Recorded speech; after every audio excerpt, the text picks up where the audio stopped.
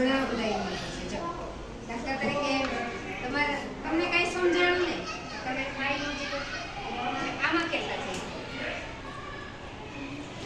આમ છે.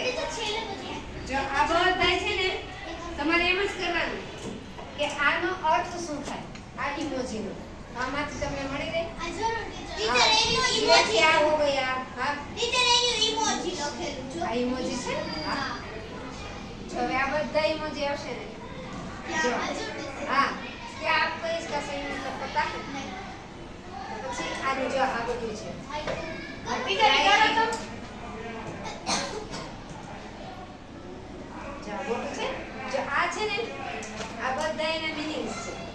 જો હા સ્ક્રિપ્ટનું જુદું છે. ટીચર લખી લે આ લખવાય તો લખી લો પણ આ તમે મમ્મી ચલો ઘરે ઘરે પણ આવા તમારે દોરવાના રહેશે. દાખલા તરીકે આ ગ્રાઇનિંગ છે, આ સ્માઇલ છે. જો સ્માઇલ માં એની આંખમાં જ પહેરજો. પછી આ સ્માઇલ નું વિરોધી શું થશે? ક્રાય. આ ક્રાય.